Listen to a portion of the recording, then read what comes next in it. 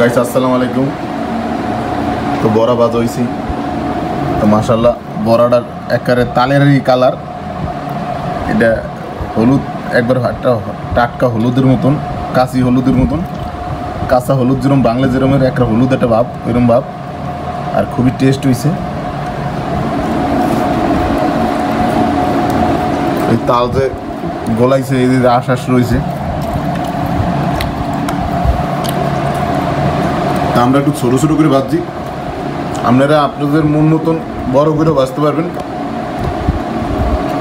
আবার চ্যাপটা করে ভাজতে পারবেন, যার যেরকম রুচি আর যেরকম যে ভাজতে পারে।